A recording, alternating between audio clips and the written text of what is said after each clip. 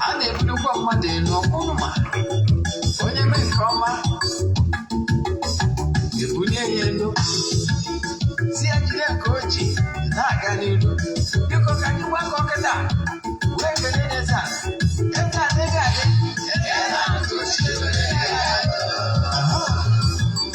Eze-Ana Ugochi tubelu nwoke ọma na oraifite ị ga-adị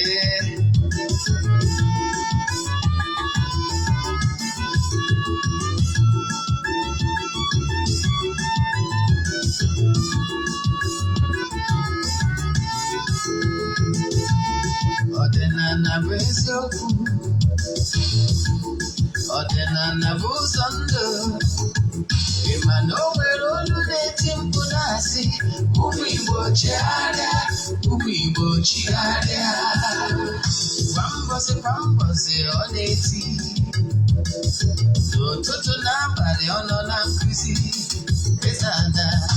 Eze-Ana Ugochi tubelu onye ọma na oraifite onye mgbasa ozi ọma ọdịnala gaba n'ihu Eze-Ana Ugochi tubelu onye ọma ji eme ọnụ ọdịnala bụ ụzọ ndụ gaba n'ihu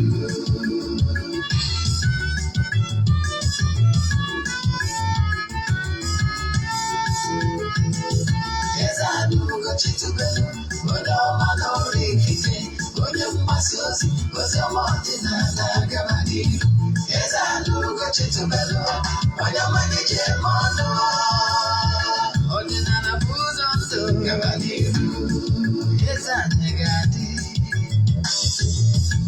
Ugochi tubelu ga-adị Ugochi tubelu tempụl ọ ya adị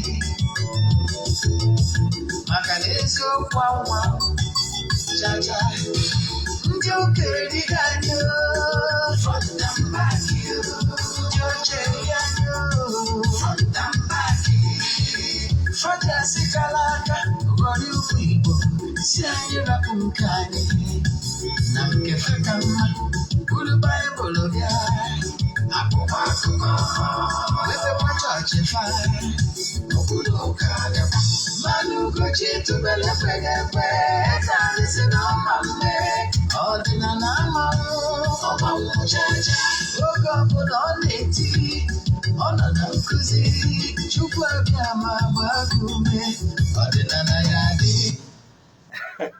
ụtụtụ ọma na ụmụ ọdịnala Igbo abịakwa n'oge awa nke eziokwu nke ọ bụ nwa Ogbuefi Eze-Ana Ugochi tubelu na-anọ n'isi ya n'ụbọchị taata bụ nkwọ asị m na nkwọ ya kwụtara anyị ihe ọma ma kwọpụrụ anyị ihe ọjọọ asị m na akakaka ya amaghị na jijiji ya amaghị asị m echeche ihe ọjọọ ya eme anyị ya ma onwe ya asị m na onye ọbụla sị ka omeme anyị na ọkarịrị anyị unu mebe na onye anọ nụ karịrị ya ise n'ụbọchị taata isiokwu anyị ji wee bịa ihe niile ị kwesịrị ịma gbasara ya ancestors yes onye aka ozi ọma ji bịa n'ụbọchị taa mana bifo m gaa n'iru ọkwa dị mkpa echefuna na aja anyị na-achụ kwa ọnwa nke ọnwa Mee ka na-aga n'iru n'ụtụtụ taa ejegodi m na temple jee chụọ aja present all the prayer request of ndị niile na-esonyere anyị na aja nke ọnwa Mee a ndị nọ n'oru na ndị nọ n'Igbo present their prayer request to the entities of powers. Anyị ga na-eme ya etu a ruo na 19th bọsị anyị ga-achụrụ mmụọ nọ na temple dị iche iche nọ na temple aja dị iche iche bụkwazie ebunu wee mesara aka aka nte yu esigo n'ụzọ dị etu a bunye ndị mmadụ elu na aja mbunye na aja ịpụta ihe ka abụ ihe kwesịrị ịma ọ bụrụ na isonye wuyi na nke ọnwa mana ị chọrọ isonye na nke ọnwa June ndị na-esonye na ya anya bụ aja amarụgo ka esi eme mana maka gị bụ onye ọfụ ihe ị ga-eme bụ ifọwọdụ ọrụ m ya 3 prayer request ime donation token to the account number echaachị m na WhatsApp ka m gwazie gị account number I need from you nke a bụ ofu echefu na ya anaghị eshi ihu ọrụ na social media maka ọ dị unnecessary sọ ndị sonye na aja bụ ndị ga-enweta ihe onyonyo na WhatsApp etu anyị si wee chịkọta ya daalụ then nke ọzọ anyị ji maka ya wee bịa bụ ihe ị kwesịrị ịma bụ ọkwa nke bụ isiokwu nkọwara ihe mara dị iche mụ nwa na onwe m bụ onye nchụaja nnukwu onye nchụaja bụrụ onye mgbasa ozi ọdịnala Igbo my calling dị very unique na ndị ọzọ ị nwere ike ịfụ yes anyị na-agbasa ozi ọdịnala Igbo dịka call lights wee dị ya bụ ịgbasa ozi ọdịnala Igbo bụ ihe izi ị ga-ama na ozi mgbasa ozi ọdịnala anyị bụ nke mbụ bụ na anyị na-agbasi ya ka nsọtụ niile ka anyị kpughe asị niile asịrị wee megide ọdịnala.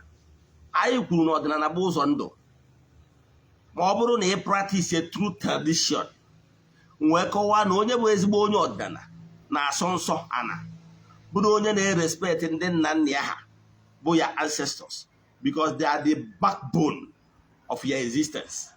Yes. Nke ọzọ nụ, anyị nwere ngalaba n'Africa maka mgbasa ozi ọdịnala Igbo using many method. Nke bụ eziokwu bụ na ndị ụka anyarị mgbe ha bịara n'ala Igbo, ha ji many method. Ha ji building schools as a tool. Ha ji wee ba ndị be anyị ime. Yes, I can tell you n'ọkwa afọ ndị anyarị anwa colonizere ndị ọzọ colonizere ndị be anyị, mana ha ji system. So maka ihe system anyị nwa ji gbasa ozi ọdịnala bụ through movie acting. Anyị bịara ka anyị correct ya the impressions ndị mmadụ nwegolo, negative impression ndị mmadụ nwe maka ọdịnala. Anyị na-use through movie acting to correct it. Anyị na-balance our movies. If you watch our movies, you might know true life stories, and we try to stand by the truth, not imaginations of the writer of the script. So true life story, watch our movies. I can tell you, you have all the different from normal Nollywood movies enough. Yes. So about the today that watch our movies, you will no longer watch it on this my channel for evangelization. Go on our YouTube channel, Ugochi tubelu movie productions. Never can watch all our movies. Yes. They can see we are building epic home village in oraifite. Anyị ga na-eji wee na-akụzi nkụzi n'ihe niile mere n'ọdịnala mgbe gburugburu. Ọ bụrụ na ị na-arụ na multi choice or any television, cable television or any television house, and you wish to be showing our movies in your channel, please chat me on WhatsApp. My mission is actually use film acting as Nollywood in order to spread the gospel of ọdịnala Igbo. Ụzọ isiokwu ka bụ ya. Den nke ọzọ si bụ inwe ajụjụ na nkụzi anyị ji bịa, send them message na WhatsApp 0805-7837-672. I repeat, 0805-7837-672. Either na ịchọrọ ka agbara ya family enyi, ma ọ bụ na ịchọrọ ka isonye na aja nke a ga-achụ n'ọnwa na-abịa bụ ọnwa June. Ka m kwụsị ebe a ka anyị gama n'iru n'ihe anyị ji bịa. Isiokwu anyị bụ ihe niile ị kwesịrị ịma gbasara ya ancestors. Nwee na-achọ ka m kọwalụ gị na ya ancestors are their backbone. A sị na onye maara nna ya maara ndị Igbo, ọkwa eziokwu? Yes. Ọ bụrụ na ị mara ya ancestors, believe in me, you will never make serious mistakes, because they will always be there to guide you as one of their own. Their blood runs in you. You know that? Can go all what him, I don't know. Onwere ụfọdụ ihe ndị obere dị iche iche ji na-ekwu ekwu. Is it Judaism? Is it ndị ụka anyarị? They don't joke with their ancestors. They don't joke with it. Ka mmadụ atụ. Ka nwere ụka Rome mmadụ atụ. Ndị ụka Rome adịghị joke with Feast of All Saints, November 1. Ụbọchị ha ga-echeta ndị nna nna ha niile ndị nwụrụ anwụ. Agbada Feast of All Souls. Ije ụka ụbọchị anwa, ihe ị ga na-anụ, Maria Goratio ora pro nobis, Saint Teresa ora pro nobis, Saint Agatha ora pro nobis. They celebrate their ancestors. They don't joke with it. The life of the saints, they promote it. They tell you the lives their ancestors live. They celebrate it. Cause ịgwaghị maka litany nke Virgin Maria, they celebrate their own. Ka mgbakwa akwụsịkwaghị ebe a. Ọ bụrụ na ije na agba ochie nation book called Bible, Old Testament, ị ga-afụ na ndị Jew, they don't joke with celebrating theirs. They don't joke with celebrating their forefathers. They proud themselves. Na anyị bụ ụmụ Abraham. Na anyị bụ ụmụ Abraham. They proud themselves. Again, they will always tell you, remember, chinke ndị nna nna ha fellow. They don't joke with it. Nya bata ha ga na-eji asị gị na-akpọkụ chinke Shadrach, Meshach, and Abednego. To buttress my point more, they don't joke with ego lineage. They don't joke with it. Nya bata na gwara na ụmụ nwaanyị ahụ adịrọ, nwaanyị oruru ọbara. N'ọfụrụ ka Jizọs ndị ụka ọbịa na-aga. O were akpụ ya, Jesu nwa David mere m ebere. You got that? So they don't joke with their root. They don't joke with keeping records. I can tell you, when they don't the record, they recognize their ancestors. Makana, you are their ambassador. Ibu onye nnọchite anya ha akụwala ngị sị gị na-asị ndụrụgandụ. Ndụrụgandụ a na-ekwu bụ nwa mụta, onye amụta anya mụta ibie, onye amụta anya mụta ibie, onye amụta anya mụta ibie. Onye bụ life without end. Generation keep going. You got that? So, ekpere ọbụla onye Igbo ọbụla na-ekpe bụ ka ọkpọ nwụta Obiefuna, ụzọ echina na ama echina. Ihe ọ na-achọ ịkọwa bụ na ọ chọrọ ka ala anyị na-eji ya continue. In fact, ọ na-abụ ihe thing of dishonor ma ọ bụrụ na anyị na-eji mmadụ for any reason court n'ike. You got that? Yes, onye agbatara mgbe gburugburu bụ ezi dị n'okwu okwu a.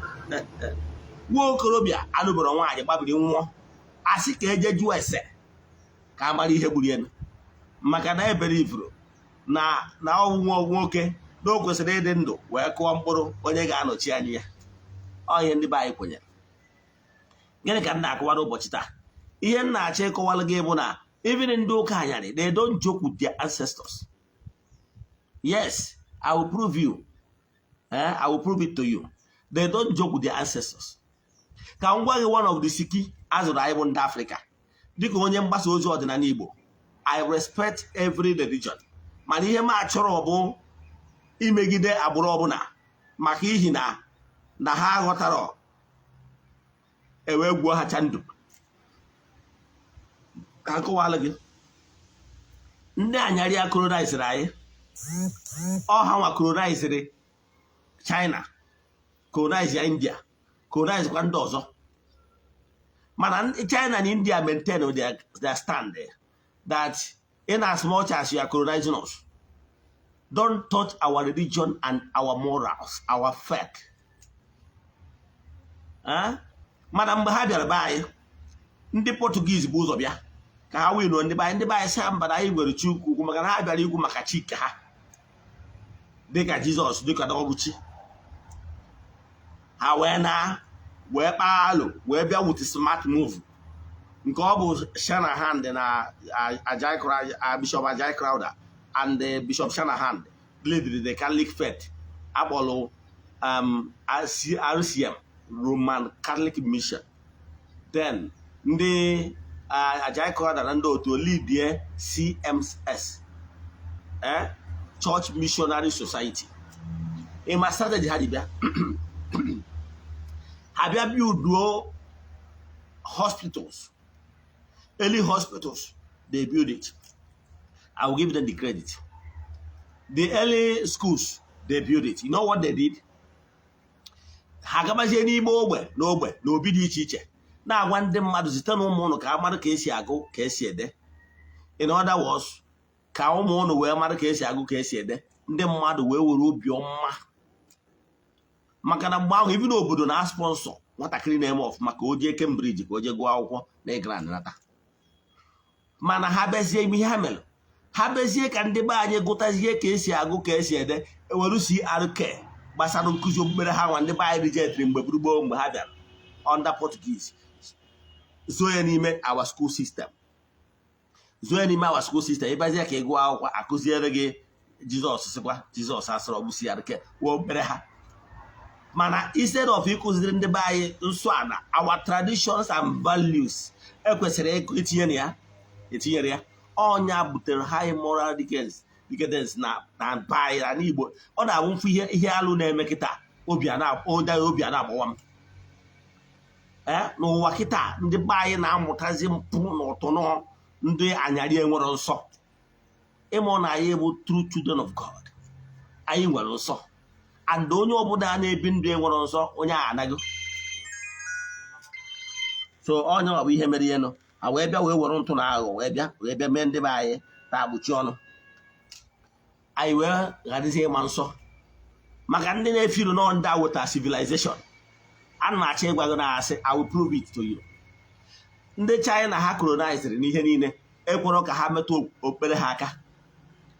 Ndị China ọ bụrụ CRK ga-eme mmadụ ka ọ dị intelligent. CRK religious knowledge has nothing to do with science and human development. ịghọtara ya? So kpatara na ndị China na ndị India nwa anabatara that their moral anyarị religion. They are still progressing. They are the fastest growing economy as of the world today. As of today. Ka ngwa ihe ọzọ mere no. Ị ma na Africa na o nwere obodo colonized. Ị ma na o nwere country colonized Ethiopia. Yes. Colonized Ethiopia. Man, Ethiopia today they are doing well. Can we look at their airline? Yes. Ethiopia airline, they're very far ahead of our own. This country. How many times we make an international flight using Ethiopia Airline? They are doing well. All one day and they colonize to show you no bro that colonize in the bay, we will still develop at our own pace. You got it? So stop giving credit. What they say,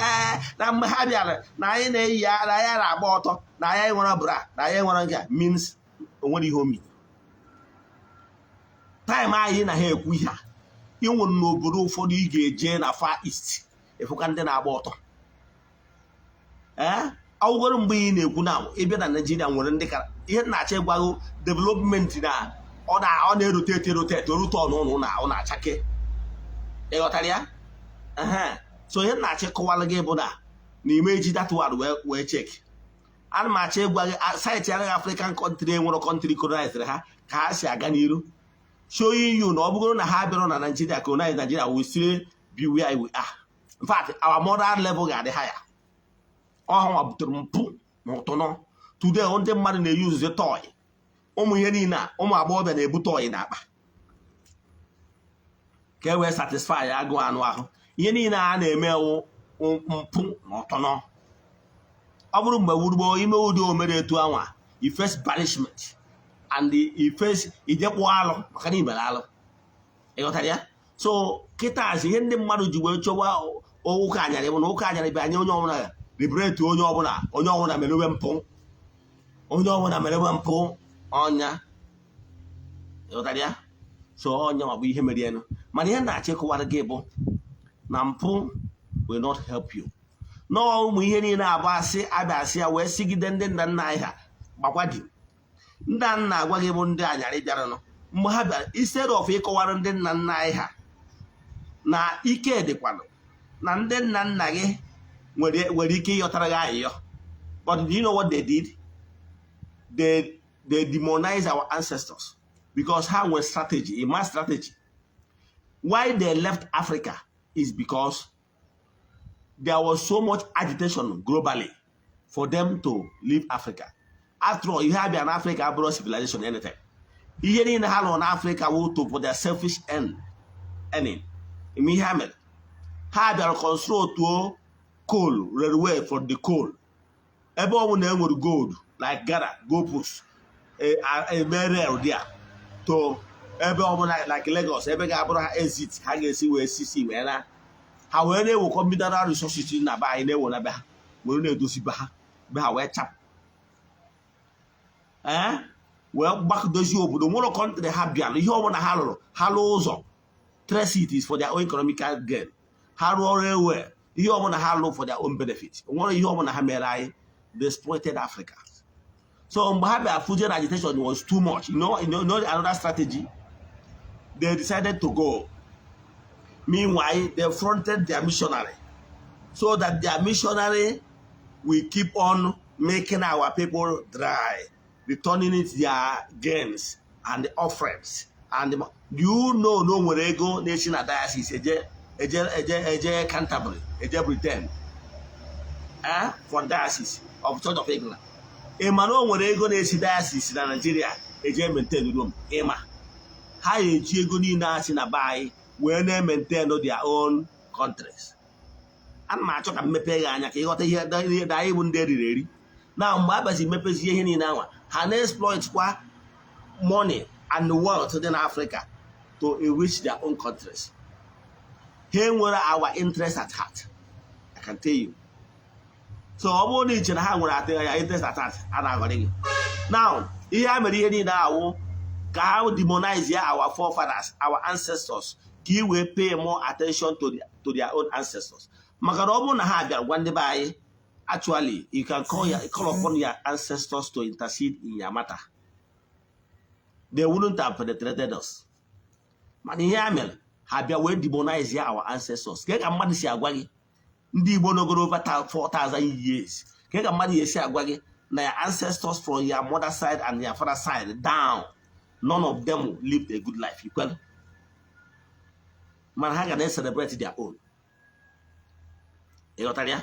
Ihe niile a na-achọ ịgwa gị obu ụzọ esi eri anyị umbo. I remember mgbe e mere nwanne anyị nwoke Father Times mee ya servant of God by Pope John Paul II. Mgbe ahụ o mechara servant of God, mechaa agitation dị too much, eme blessed. I can tell you na ndị ọzọ ndị niile merie blessed, even Father John Paul II merie blessed, abụrụgo sent today. Mother Teresa of Calcutta abụrụgo sent. Padre Pio nke ụbọchị abụrụgo sent. Ndị ọzọ niile abụchago sent of nwanne anyị nwoke. Ịghọta ya?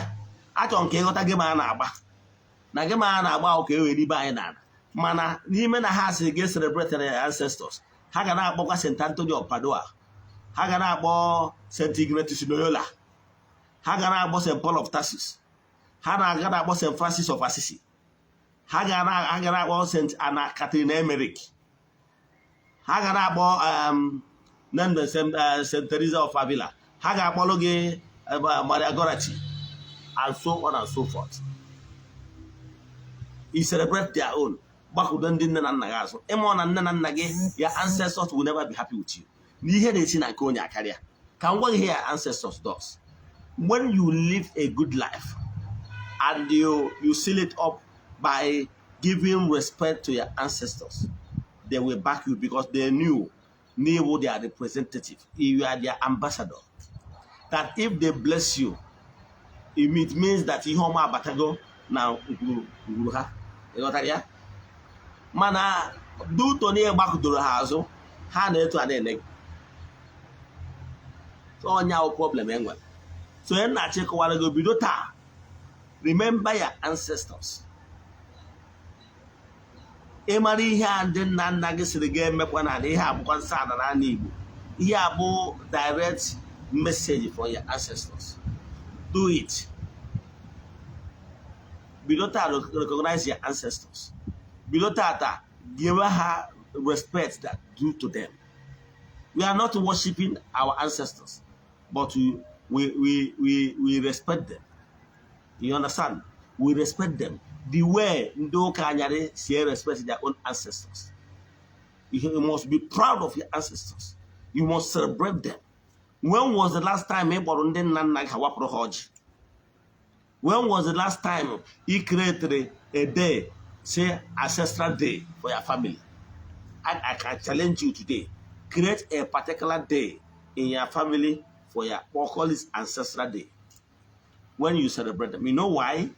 If you refuse to teach your children how to celebrate your ancestors, I can tell you, you see this your hustle from pillar to post, they will never celebrate you. You know why? Because you did not tell them the importance of celebrating elders. You did not tell them the importance of celebrating ancestors. Actually, Burago, Makodemai. Etu isi we Burago, need all the pressures of life in order to get secure better future for your children. Your children will not honor you because high affairs no matter. So we don't ta kuzielo mazi na ekwesịrị ka celebrate their late people, their ancestors. Then, so that during their own time, when you are joining your ancestors, they will still celebrate you because he taught them the importance of it. Ka nkwụsị ebe a, inwe ajụjụ na nkụzi a, send them message na WhatsApp. Ma ọ bụ na ịchọ ka agbara gị afa mmiri, send them message na WhatsApp 08057837672. I repeat, 08057837672. I played with you. Please, metụ aka na share button. Share my message. And my yayo, because share this message. No one will only message them back. Now, I to work to get me here. Ayo my yonis didn't know our fans all over the world, all over the globe. Didn't know so, and I know got one case you. Where you not have to work, you say, camera get to work, get me here. There was only in a man. Na ha chukwu okike pụrụ ihe niile onye ike niile si n'aka ya bịa ka ọ dịkwa na echi niile n'oge awa nke eziokwu ya gazie n'ọfọ.